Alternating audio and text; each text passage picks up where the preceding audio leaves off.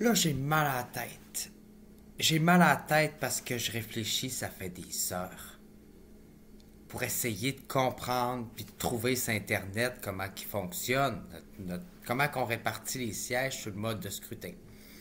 Fait que là, si je comprends bien, là, je comprends. Je comprends pourquoi que la CAQ veut pas réformer le mode de scrutin. C'est un gros cassage de tête, mais c'est pas infaisable.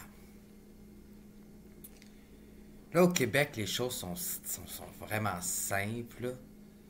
Ce qu'on fait dans le fond, c'est qu'on a chaque circonscription. Puis là, on vote pour des candidats. Puis c'est celui-là qui a le plus de votes qui est élu. Fait que ça donne un vote de députés pour chaque circonscription. C'est super simple puis basé. Mais là, ce qui arrive,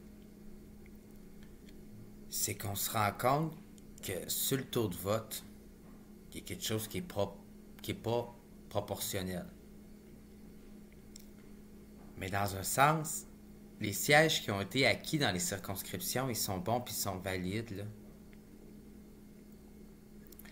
Donc, ce qui arrive, finalement, ce qu'on se rend compte, c'est que, tu sais, à Montréal, il y a beaucoup de gens qui votent pour le Parti libéral. Dans le reste du Québec, moins.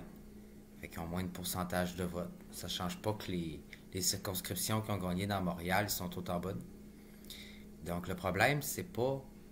Je veux dire, même si on changerait le mode de scrutin au Québec, ça changerait pas, finalement, comme on le croit actuellement, en tout cas comme on l'imagine, dans la version qu'on avait présentée.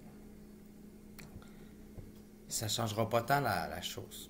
En fait, ça va disproportionner autant la chose parce que on va donner, on va se diviser les sièges dans la Chambre d'Assemblée. Comprenez-vous? Il n'y aura pas plus de sièges. On va se diviser encore les mêmes sièges, puis ça va s'imputer. On va s'amputer d'un côté comme de l'autre. Ça va empiéter ses oppositions. Fait que ce qui arrive, c'est qu'il manque des sièges. Ce qui arrive dans le fond, là, c'est qu'on peut pas enlever des circonscriptions, on peut pas changer la valeur d'une circonscription puis de son député, là. Ce qu'il faut faire, c'est sur le vote proportionnel, rajouter des députés. Des députés qui représentent le vote, la proportion du vote qui a été fait au parti. Comprenez-vous?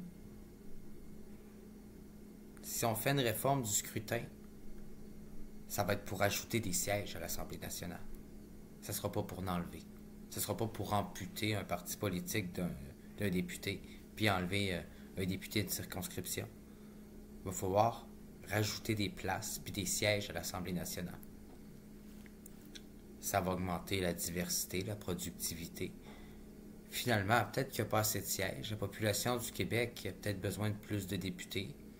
De faire rentrer quelques députés de plus de Québec solidaire, du Parti québécois puis de l'opposition. Ça peut pas vraiment nuire à personne. Non. Moi, je pense que le problème, il est là. C'est qu'on tient compte du vote de la circonscription, du député élu, mais pas du taux de vote pour le parti. Tu sais, dans le fond, là, ce qu'il faudrait faire, c'est rajouter des députés qui représentent le taux de vote. Non? Il me semble que c'est ça qu'il faut faire.